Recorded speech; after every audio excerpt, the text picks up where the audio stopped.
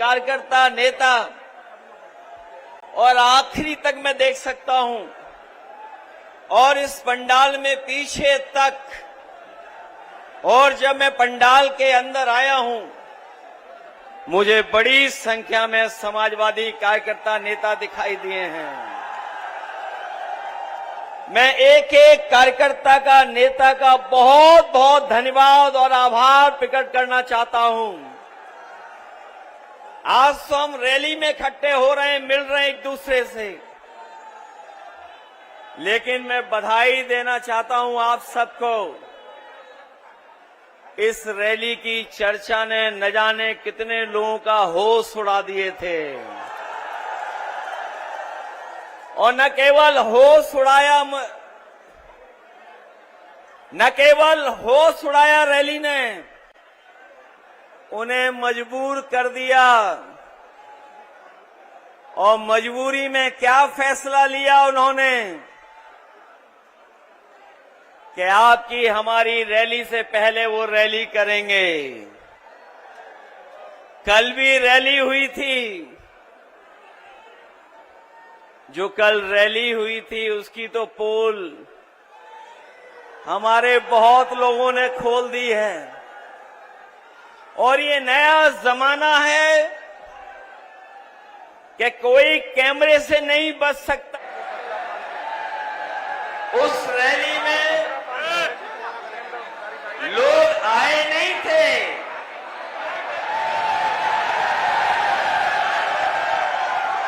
लोगों को लाया गया था। और जो पार्टी अपने आप को दुनिया में सबसे बड़ी पार्टी बोलती है,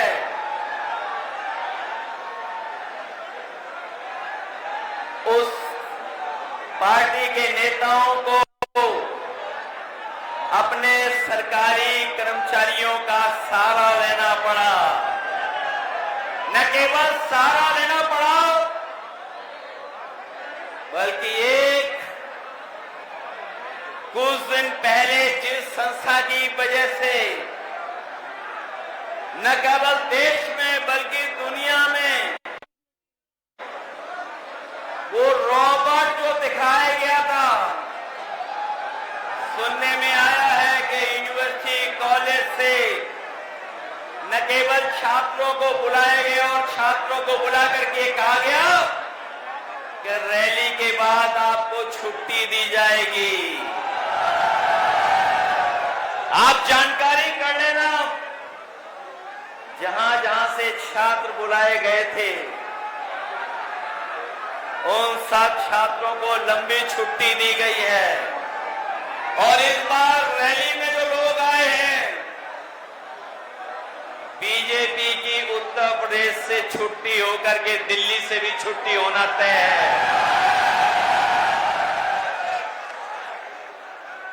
जो लोग हवाई अड्डे का उद्घाटन कर रहे थे, जिन लोगों ने खबरें ठीक से पढ़ी होंगी, पहले भी उद्घाटन हुए हो गई। जो उद्घाटन हुए सरकार में, जो कभी समाजवादियों की भी देन है उसमें बनाने में, 7 एयरपोर्ट में 6 बंद हो गए हैं। 7 एयरपोर्ट उद्घाटन किए गए थे, 6 बंद हो गए हैं। कम से कम इस एयरपोर्ट का ये वादा करके जाते कि उद्घाटन के बाद इसको बेचा नहीं जाएगा। लगता तो ऐसा है कि ये उद्घाटन ही बेचने के लिए किया गया है। रैली में आने से पहले हम लोगों को कुछ एटीएम की बातें सुनने को मिली हैं।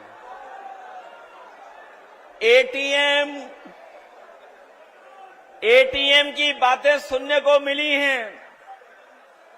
हम लोग तो 10 साल से सरकार में नहीं हैं। कम से कम अपने छोटी वाली एटीएम का हिसाब किताब तो कर लेते कि 10 साल में एटीएम का कितना हिसाब किताब बना होगा। और मैं ये अपने पत्रकार साथियों को एक क्विज, एक एटीएम का क्या फुल फॉर्म हो सकता है, वो छोड़ करके जा रहा हूं। इस एटीएम ने न केवल देश बल्कि दुनिया को, न केवल देश बल्कि एटीएम ने दुनिया को परेशान किया होगा। जो लोग ए के बारे में समझते होंगे वो टीवी जान जाएंगे, वो एम भी समझ लेंगे। सुना है कि ए पर बहुत मेहरबान रहते हैं कुछ लोग, इसीलिए एटीएम याद आ रही है उनको। मैं इस रैली में जब आया हूं तो मुझे सबसे पहले हमारे गुर्जर सम्राट मेहर भोज के प्रतिमा पर सम्मान करने का मुझे मौका मिला है। मैं अपने साथियों को याद दिलाना चाहता हूं कि हम सब लोगों ने वो लड़ाई लड़ी थी जब दूसरे लोग हमारा आपका इतिहास भी छीनना चाहते थे, हमारे सम्राट को भी छीनना चाहते थे। मैं अपने तमाम लोगों को भरोसा दिलाता हूं कि नोएडा में तो आपके और ग्रेटर नोएडा और आपके जिले में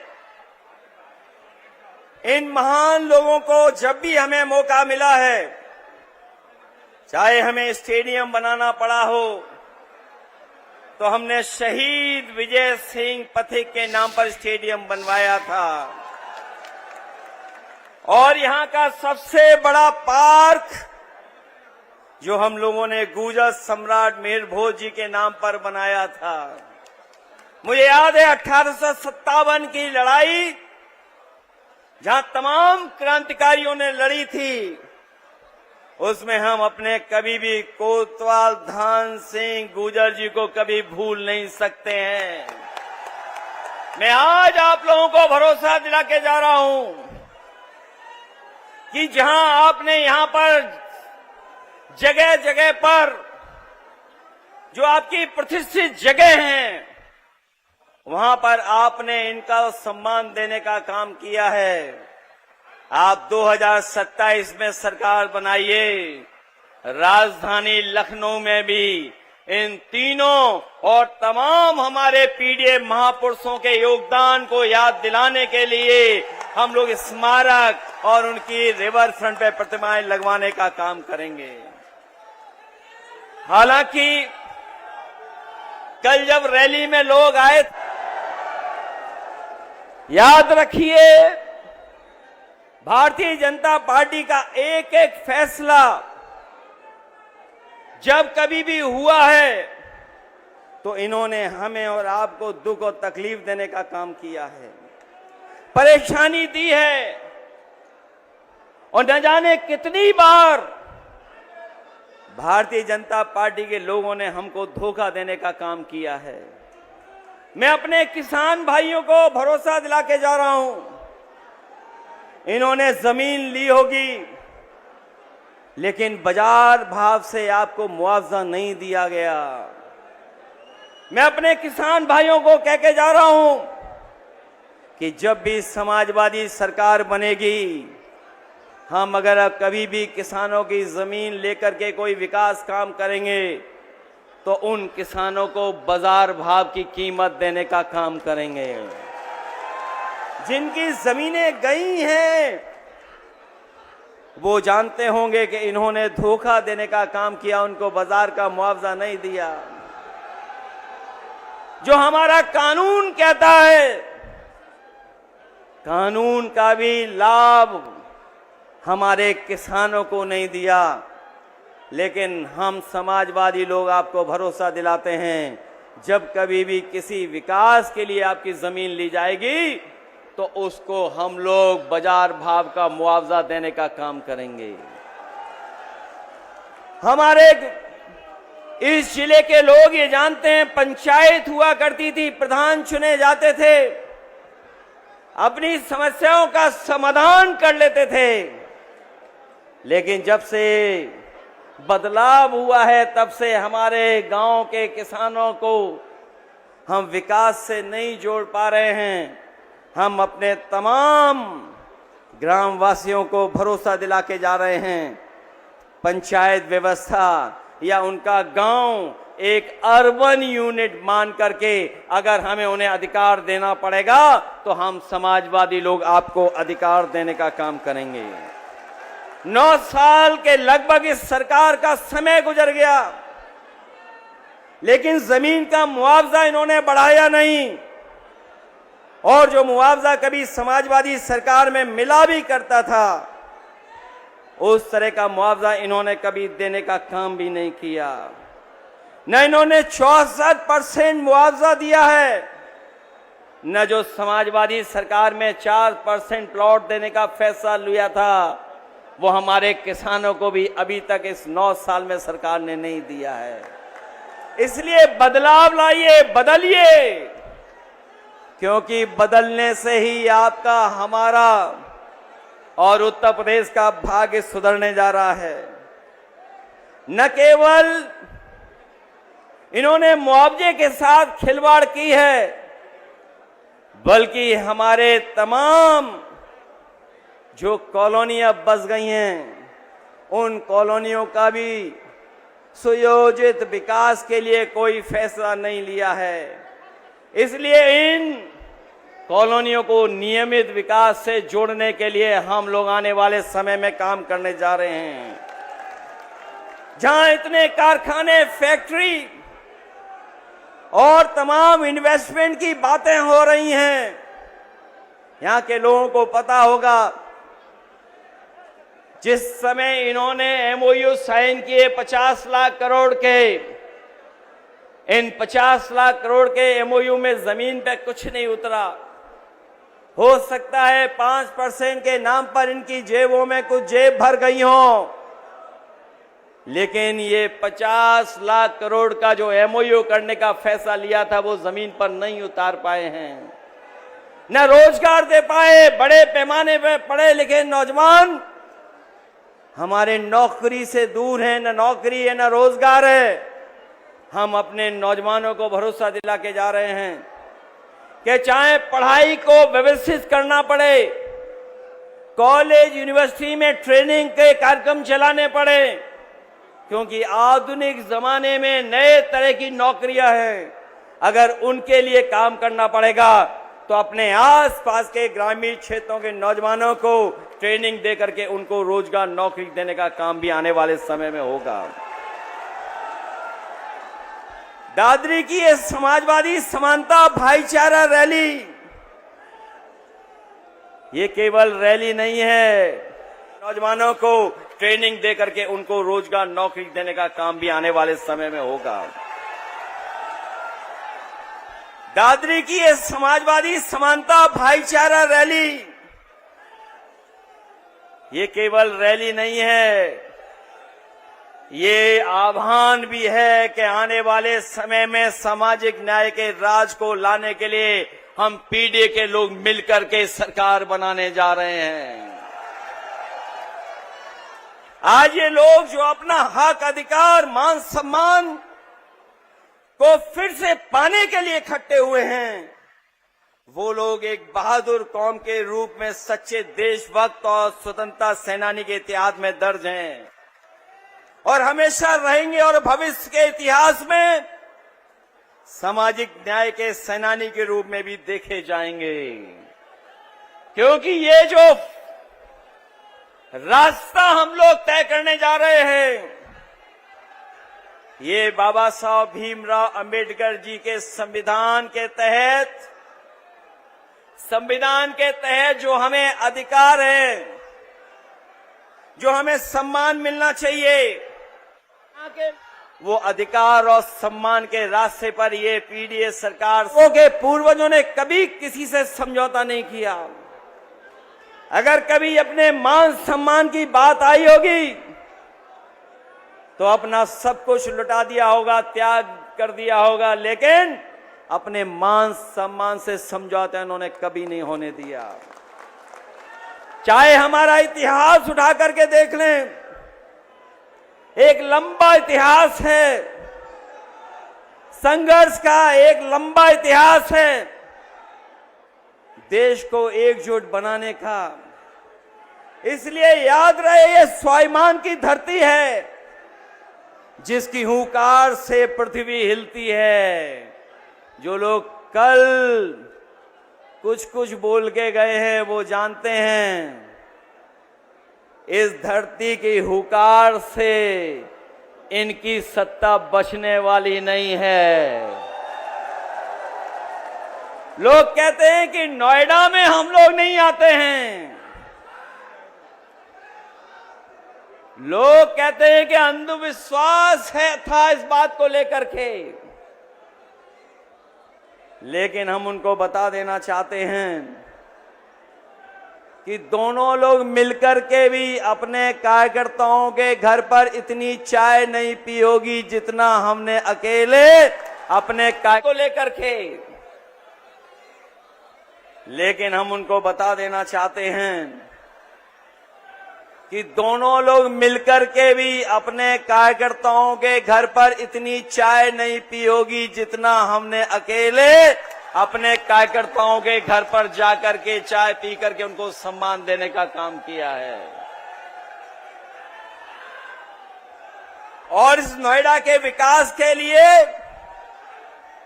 समाजवादियों का योगदान कोई भूल नहीं सकता है। वो लोग वो भी भूल गए कि जिस मेट्रो में बैठ करके उन्होंने उद्घाटन किया था, दिल्ली से नोएडा जोड़ने वाली मेट्रो, अगर किसी ने बनाई थी दिल्ली से जोड़ने वाली मेट्रो नोएडा से, तो वो समाजवादी सरकार थी।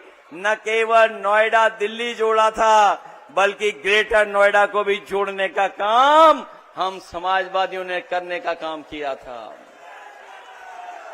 विकास के तमाम फैसले हमारी सरकार में हुए हैं। जो लोग ये दावा कर रहे हैं फ्रेट कॉरिडोर बन जाने से ईस्ट वेस्ट एक जगह जुड़ गई है, अगर ईस्ट वेस्ट फ्रेट कॉरिडोर को और डीएमआईसी के गठन को और नोएडा, ग्रेटर नोएडा और आसपास के जिलों के विकास को आगे बढ़ाने का अगर किसी ने काम किया था तो वो समाजवादी लोग थे, समाजवादी सरकार थी। एक बात तो हम और आप सब जानते ही हैं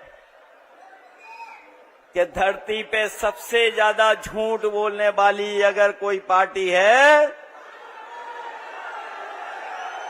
तो उसका नाम नहीं लेना है, आप सब जानते हो।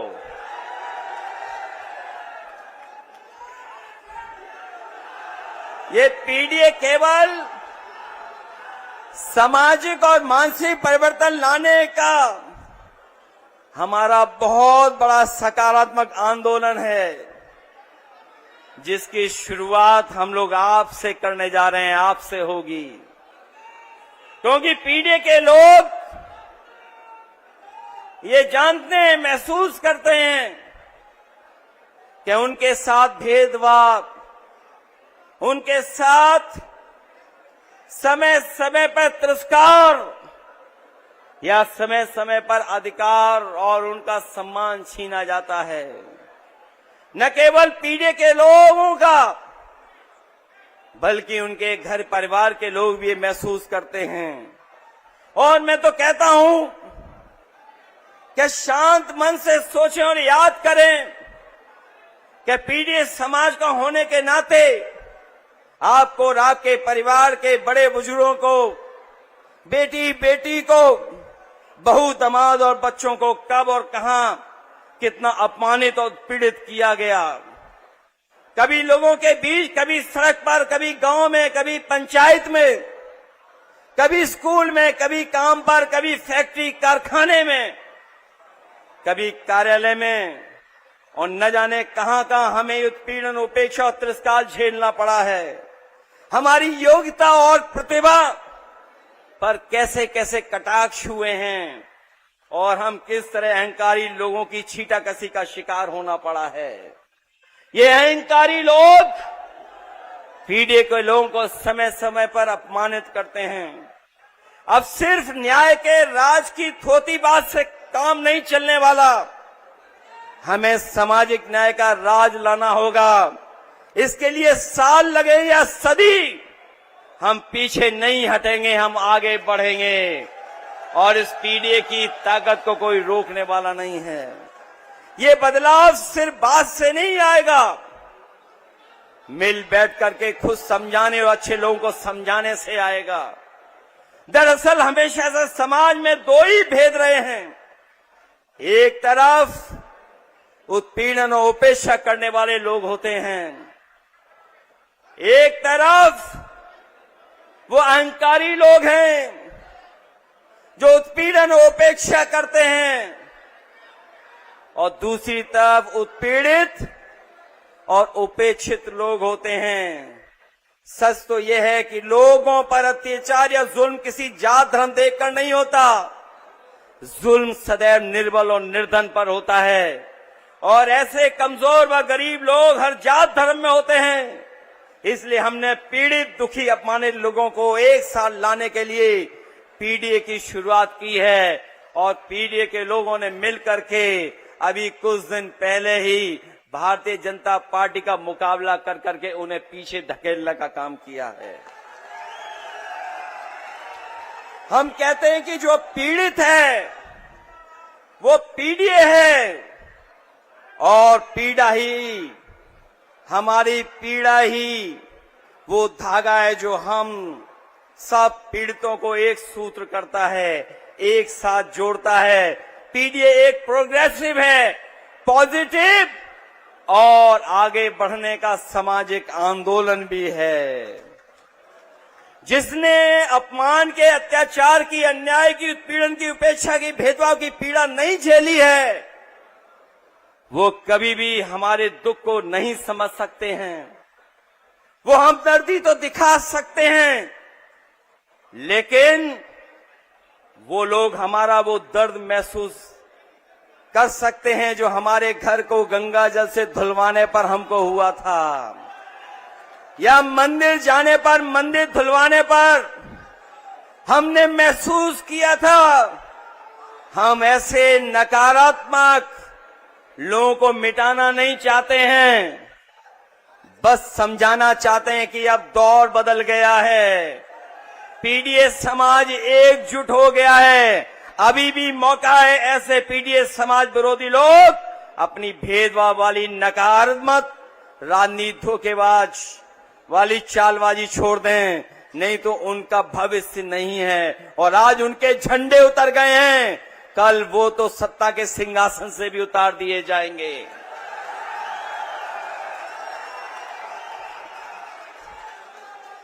मैं कहना चाहता हूं कि पीडीए की मुहिम सिर्फ एक दो चुनाव की नहीं है, सदियों से जो उत्पीड़न हो रहा है उससे लड़ने की है, अपने भविष्य को चुनने की है, युग को बदलने की है। पीडीए के मान सम्मान के लिए संघर्ष जारी रहेगा। जैसे जैसे पीडीए में पढ़ाई लिखाई बढ़ेगी, वैसे वैसे बराबरी पाने की नई चेतना तीव्र होगी और जागरूकता जागेगी। हमारा बड़ा लक्ष्य एक ही, खुशहाली, हर एक की तरक्की है, फिर वो चाहे किसान हो, मजदूर हो, या महिला हो, युवा हो, कारोबारी हो, कारीगर हो, पेशेवर, नौकरी पेशा। हम चाहते हैं सब जुड़ें और सब हम लोग मिलकर के आगे बढ़ें, लेकिन हर एक की खुशहाली, हर एक की तरक्की का ये बड़ा मकसद तभी पूरा हो सकता है जब सिर्फ दिखावे के लिए नहीं, सच दिलों में सौहार्द हो, भाईचारा हो, अमन चैन हो। और ये सब तब ही हो सकता है जब लोग ये सोचें कि उनके साथ कोई नाइंसाफी, कोई अन्याय नहीं हो रहा है। तभी आपसी विश्वास जागेगा अगर समाज में ये भावना रहेगी तो 5% बचतवादी लोगों के पास पैसों और राजनीति की वो ताकत है कि वो हर समाज के कमजोर को मिलाकर के बने 95% पीड़ित समाज का शोषण दोहन करते रहेंगे तो समाज में शांति कैसे आएगी, अपनापन कैसे जागेगा, देश एक जैसा एक कैसे होगा, तरक्की कैसे होगी। इसलिए जो लड़ाई है वो हमारी आपकी मिलकर के 5% लोग जो 95% के साथ शोषण कर रहे हैं उनको अपने अधिकारों से वंचित करने का काम कर रहे हैं। कुछ लोगों को ये लगता है कि ये संभव नहीं है, इसलिए वो मानते कि 5% लोगों के पिछलग्गू बनकर रहने में ही भलाई है। जो 5000 साल से परंपरागत रूप से ताकतवर रहे हैं वो स्वार्थी और खुदगर्ज लोग हैं, जिन्होंने बाबा साहेब भीमराव अम्बेडकर जी के संविधान पर भरोसा नहीं है। शोषणकारियों के खिलाफ बाबा साहेब हमें कागज का ऐसा दस्तावेज देकर गए हैं जो लोहे की तलवार से ज्यादा मजबूत है। शायद इसलिए नेताजी ने जब अपनी पार्टी का नाम रखा था तो संविधान के प्रियम्बल में लिखे एक संवैधानिक मूल्य समाजवादी को ही चुना और हमेशा समाज की बराबरी उन्नति के लिए काम किया, जो आज भी हमारी प्रेरणा है। चाहे कितनी भी रुकावट आए, हम लोग गैर बराबरी खत्म करने के लिए संघर्ष करते रहेंगे। और जो हमारे पीछे छूट गए हैं पीड़ित समाज के लोग, उनको बराबर खड़ा कर करके हम उनको हक और सम्मान देने का काम करेंगे। संविधान ही देश के 95% शोषित, उपेक्षित, पीड़ित, वंचित जनता मतलब पीड़ित के अधिकारों का सच्चा संरक्षक है। संविधान ही सबसे बड़ा मददगार है, इसलिए पीड़ित के लिए संविधान की रक्षा जन्म मरण का विषय है। इसलिए जो लोग ये कहते थे कि हम 400 सीटें जीत कर संविधान बदल देंगे, जो 400 सीट पाकर के संविधान बदलने की बात कर रहे थे, जो साजिश कर रहे थे, वो 2024 में हमारी आपकी ताकत से सिमट करके अंडरग्राउंड हो गए हैं। अभी वो चुप बैठ गए हैं। अंडरग्राउंड का मतलब तो हम सब समझते ही है ना, वो भूमिगत हो गए हैं। ये वक्त का इंतजार कर रहे हैं, वो लोग वक्त का इंतजार कर रहे हैं। तो दादरी में अखिलेश यादव